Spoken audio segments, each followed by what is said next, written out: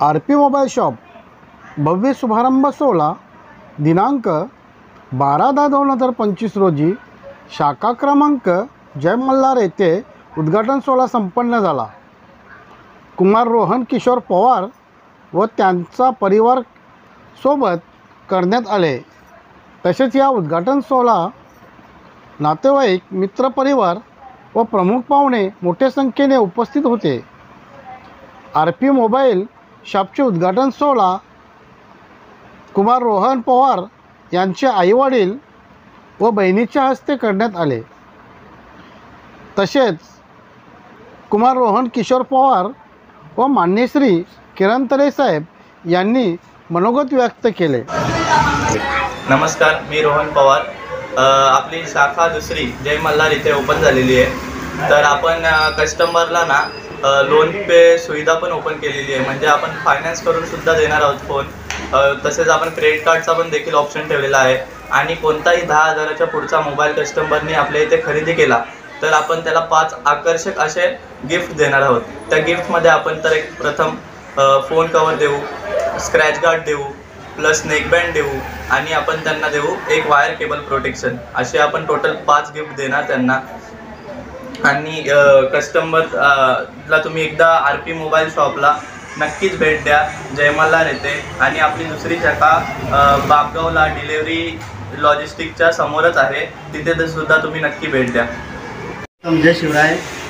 आज खूप आनंद होतो का आज आपण जी मेहनत करतो आणि त्या मेहनतीचं फळ आपल्या व्यवसायामधून आपल्याला भेटतं आणि व्यवसायामध्ये प्रगती होणे ही गरजेची आहे आणि ती प्रगती वाढत राहावं हीच अपेक्षा असते प्रत्येकाची आणि त्या प्रगतीतून आपल्याला आपला विकास साधत असतो।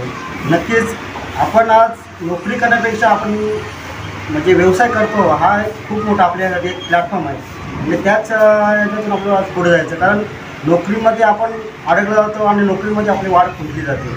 आज हा रोहन म्हणजे सुरुवातीला त्यांनी एक शॉप चालू केला, आज त्याची दुसरी शाखा सुरू होत आहे। खूप आनंद वाटत आहे, कारण त्याच्या आईवडिलांना खूप आनंद वाटत असं का आपला मुलगा काहीतरी चांगलं करतो। कारण कसं आहे माहिती आहे का, जेव्हा आपण चांगली गोष्ट करतो ना तेव्हा आपल्याला सहकार्य करणारे पण लोक खूप असतात। वाईट कामं करायला गेले तर वाईट कामं करण्यासाठी पण लोक असतात, पण सहकार्य जेव्हा चांगल्या गोष्टीसाठी भेटतं तेव्हा खूप आनंद वाटत असतं। नक्कीच याची रोहनला खूप खूप शुभेच्छा। तसेच त्याचे आईवडील त्यांनीसुद्धा त्यासाठी खूप परिश्रम घेतलेले आहेत।